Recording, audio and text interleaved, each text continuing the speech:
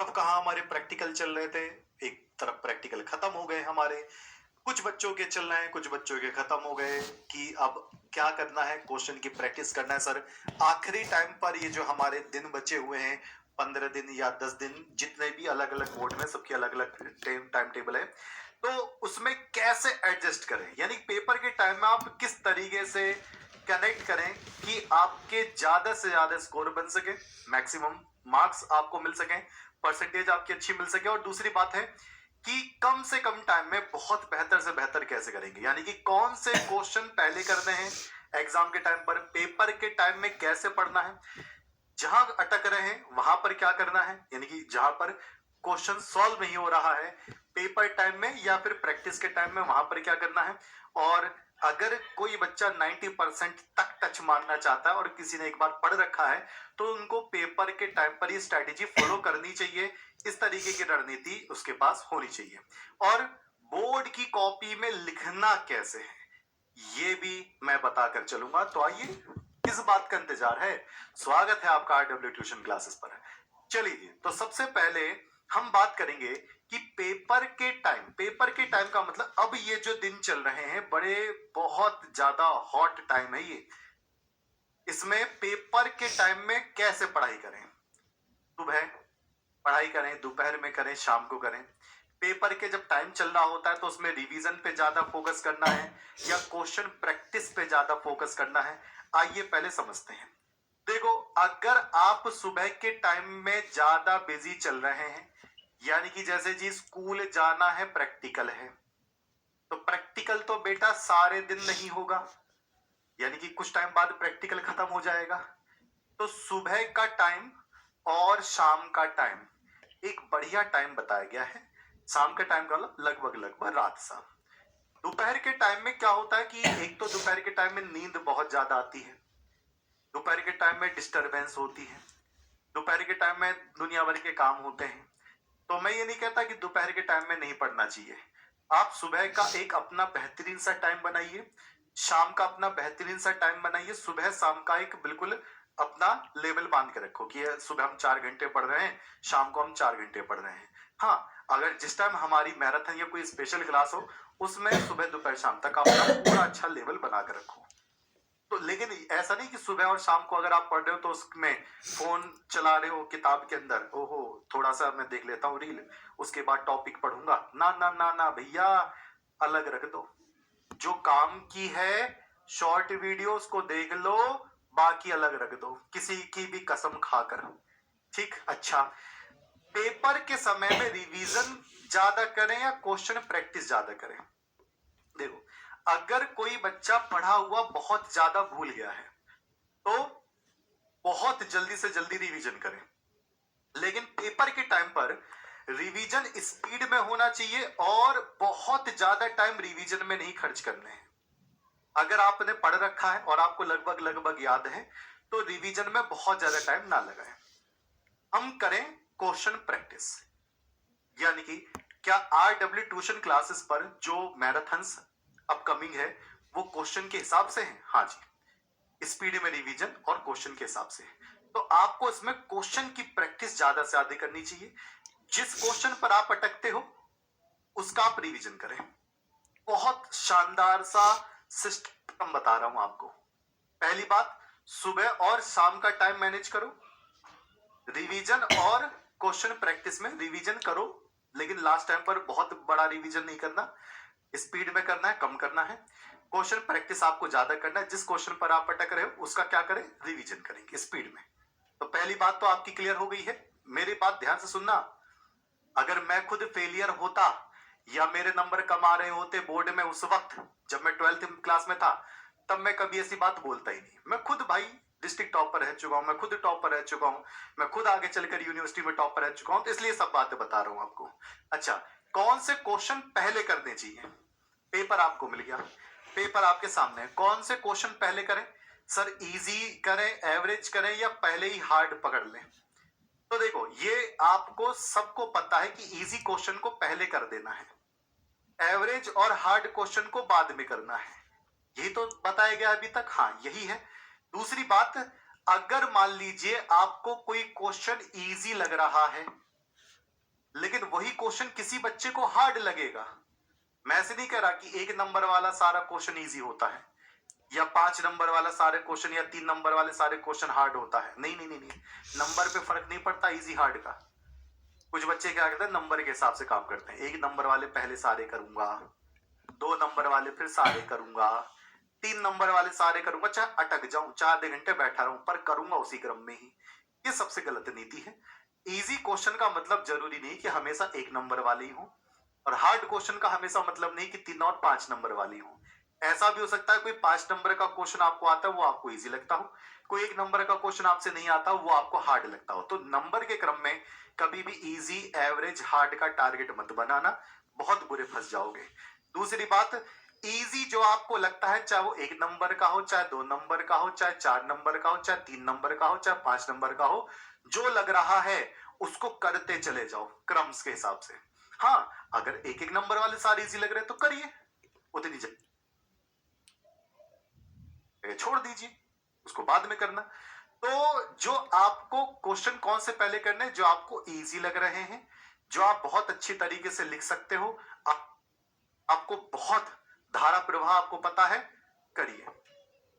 कभी भी नंबर नहीं कटेंगे कि जी मैंने पहले का ख कर दिया, दूसरे का च कर दिया, नंबर नहीं कटेंगे। हाँ, पर इतना भी ज्यादा रैंडम मत कर दो कि पहले 1 नंबर का क करो, फिर 7वें नंबर का ग कर दो, फिर दूसरे का च कर दो, फिर तीसरे का पै कर, ऐसे नहीं। क्रम से करो, उस जगह के छोड़ दो, अगले नेक्स्ट जगह से करते रहना। तो कौन से क्वेश्चन पहले करें, ठीक है। फिर बात करते हैं सर, जैसे मान लो हमारे पास केमिस्ट्री है, फिजिक्स है, बायोलॉजी है, इंग्लिश है, हिंदी है, तो केमिस्ट्री में न्यूमेरिकल पहले करें या थ्योरी पहले करें, इस थ्योरी में रिएक्शन पहले करें। तो ऐसा कोई भी क्रम मत बांटना बेटा। बहुत सारे धुरंधर लोग आपको ऐसा क्रम बांट के दे देंगे कि बेटा पहले न्यूमेरिकल करना, फिर थ्योरी करना, फिर रिएक्शन करना। ऐसा कोई क्रम नहीं है, ऐसा कोई क्रम है ही नहीं। मुझे दिखा दो कहीं किताब में लिखा हो तो। फिजिक्स में मैं किसी को देख रहा था, कह रहा था फिजिक्स में सबसे पहले सारे डेरिवेशन कर लो। भाई क्यों कर लें, जिस क्रम पर है जो हमें लगता है वो करेंगे। जो ऐसा नहीं कि डेरिवेशन पहले करने चाहिए, न्यूमेरिकल बाद में करने चाहिए, ऐसा कुछ नहीं है। इस बात का ध्यान रखना, जो आपको इजी लग रहा है उसी क्रम पे ही करते चले जाओ। मेरा तरीका क्या था, जैसे पहला क्वेश्चन ये है, इसके कई सारे भाग हैं, दूसरा क्वेश्चन उसके कई सारे भाग हैं, तो मैं देखता था पहले क्वेश्चन में मुझे सारे आते हैं तो मैं पहले ही निपटा देता था। जैसे ये वाला मुझे कम आ रहा है तो मैं तेरी जगह छोड़ देता था, मैं करूंगा। फिर मैं दूसरे क्वेश्चन पर आया, दूसरे क्वेश्चन में इसको कर दिया, इसको कर दिया, इसको कर दिया, इसको कर दिया, मुझे ये वाला थोड़ा थोड़ा नहीं आ रहा, मैंने इसको छोड़ दिया, है ना। फिर मैं उसको बाद में देखता, यानी कि मैं क्रम से ही चलता था, लेकिन मैं उसको स्किप कर देता था। अच्छा, जैसे कि जहां अटके वहां क्या करें, क्या मुझे मच मोर टाइम खर्च कर देना चाहिए कि यार ये क्वेश्चन तो मैंने देखा देखा सा लग रहा है, ओ यार ये क्वेश्चन तो, एक सेकंड मैं इसको रफ पेज पे करूंगा पहले, फिर काट दूंगा, फिर मैं करके देखूंगा, फिर काट दूंगा, अरे यार ये तो आ ही नहीं रहा, फिर से एक बार ट्राई करता हूँ, ओ फिर नहीं आ रहा, फिर से एक बार ट्राई करता हूँ। उसी में आपने 10-15 मिनट एक ही क्वेश्चन में गवा दिए। और खासकर 1 नंबर 2 नंबर वाले में तो बिल्कुल मत गवाओ टाइम। 5 नंबर में 2-3 मिनट चले गए तो कोई इशू नहीं, 1 नंबर 2 नंबर वाले में इतना सारा टाइम खर्च करने की जरूरत नहीं है। नहीं आता है तो ज्यादा प्रेफर करता हूं मैं स्किप करके उसको सोचे। जब स्किप करके पहले सारा कर लो और फिर बाद में सोचो कि अच्छा अभी मैंने छोड़ दिया है, अब मैं आता हूं क्वेश्चन नंबर 1 पर। अच्छा अब टाइम बचा मेरे पास, पूरा आधा घंटा, 3 क्वेश्चन मैंने छोड़े हैं, अब मैं करके देखता हूं। झाट के वहां क्या करें। और अटकने के बाद, मतलब सोचने के बाद भी आप उस क्वेश्चन को नहीं कर पा रहे हो तो खाली छोड़कर मत आना, खाली मत छोड़ना। अब ऐसा भी नहीं गाना लिख कर आ जाओ, खाली मत छोड़ना सरकार, कुछ ना कुछ करके आना। गाना वाना नहीं, उससे रिलेट करते हुए जो आपको लग रहा है कि ये हो सकता था इसका आंसर, आप वो लिख कर आ जाएं। बहुत सारे केस में देखा गया है कि वो क्वेश्चन का आंसर जो बच्चा लिख कर आता है वो बिल्कुल परफेक्ट है, बस बच्चा कंफ्यूजिया जाता है उस टाइम। तो बस खाली मत छोड़ना, इतना मैं वो करूंगा। हाँ, एक बात आती है जी, अथवा वाले में कैसे करें। जैसे मान लो 5वें का एक ये दे रखा है क्वेश्चन, एक अथवा कंसेशन में दे रखा है और इसमें आधा आधा आता है, तो आधा मैं इसका कर दूं, आधा मैं इसका कर दूं, नहीं, एक ही क्वेश्चन आपको सिलेक्ट करना होगा, वो आपको करना होगा। हाँ, ऐसा हो सकता है कि इसमें दो पार्ट है, इस वाले में दो पार्ट है, तो उसका एक पार्ट आपको आता नहीं, इसका एक पार्ट आपको आता नहीं, तो एक एक कर दो, बस खाली मत छोड़कर आना, इस बात का मैं ध्यान रख रहा हूं, ठीक है। तो ये वाली बात विशेष तरीके से ध्यान रहेगी, ठीक है। स्किप मेथड लगाएं, सोचें और बाद में करें, ठीक। अब आपके पास कॉपी है, कॉपी ऐसी की जगह ऐसी हो गई बोर्ड की कॉपी, बस इतना सा अंतर है। कॉपी में कभी भी जब लिखने की कला हो किसी बच्चे को, तो अच्छे नंबर कैसे मिलते हैं? कॉपी के दो हिस्से बनाओ, मतलब दो हिस्से का मतलब आपको इतने एरिया में और इतने एरिया में बहुत सारा नहीं भरना, कुछ हिस्सा इधर से खाली रखना है, कुछ हिस्सा इधर से खाली रखना है। आप कहोगे सर ये तो कॉपी भरने के तरीके बता रहे हो, नहीं, मैं तरीका नहीं बता रहा, मैं एग्जामिनर को खुश करने का तरीका बता रहा हूं। एग्जामिनर ऐसे कैसे खुश हो जाएगा? मतलब साइड में खाली छोड़ने पर एग्जामिनर खुश हो जाएगा? क्या लगता है खुश हो जाएगा? कैसे? मान लीजिए मैंने यहां पर कोई आंसर लिखा है, इस तरीके से मैंने यहां से लेकर यहां तक कोई आंसर लिखा, ओहो बहुत बढ़िया, सुंदर सुंदर आंसर लिख दिया मैंने। एग्जामिनर को टिक करके नंबर लिखने की जगह चाहिए होती है। अगर आपने उसी को ही बिल्कुल कोचम काज कर दिया, नंबर कहां लिखेगा? पता पड़ी दो नंबर नीचे का लिखा, यहां दे ही नहीं पाए नंबर, इसी के जोड़कर लगा दिए। एग्जामिनर चाहता है कि जो भी सामने पढ़े सुंदर लेखन हो और मुझे नंबर देने की जगह बची रहे। बढ़िया आराम से टाकाटक साइड में नंबर देकर इस साइड में दोनों तरफ वो चेक करता है और फिर आगे ये पूरा करता है। कॉपी लिखने का बहुत शानदार तरीका है। दूसरी बात, एक क्वेश्चन आपका पूरा हो गया, यहां से लेकर आपका एक क्वेश्चन मान लीजिए पूरा हो गया, अगला क्वेश्चन तुरंत मत शुरू कर दो, उसी लाइन से ही शुरू कर दो। बहुत ताबड़तोड़ बच्चे क्या करते हैं, क्वेश्चन यहां खत्म हो इसी लाइन से दूसरा शुरू कर देते हैं, ऐसे ऐसे ऐसे लिखना शुरू कर दिया, मिक्स कर दिया आपस में, पता नहीं चल रहा है। जब मिक्स कर दिया आपस में तो अब यही नहीं पता चला टिक कहां से लगाऊं, इसका टिक लगा रहा हूं इसका सही हो जा रहा है। ऐसा मत करिए। अगर ऐसा करना है दूसरा नंबर का जैसे कोई क्वेश्चन करना है तो आप क्या करें, आप जगह छोड़िए कम से कम 2 लाइन, अगर बड़ा क्वेश्चन है तो 3 लाइन, ये जगह छोड़ दी 2 लाइन, फिर उसके बाद अपना आंसर लिखने की कोशिश करें। यहां पर आप अपना आंसर लिखें, जो भी आपके 3 लाइन 4 लाइन जितने का भी आंसर आपका बन रहा है, इस तरीके से। तो ये गैप आपके पास होना चाहिए। क्यों ये गैप इसलिए होता है, कभी कभार आप कुछ भूल जाते हैं और आपको वहां लिखना पड़ता है, तो आप एक्स्ट्रा अपना लाइन लिख सकते हो। ओके, तो ये बात समझना, 3 लाइन का गैप मिनिमम रखिए।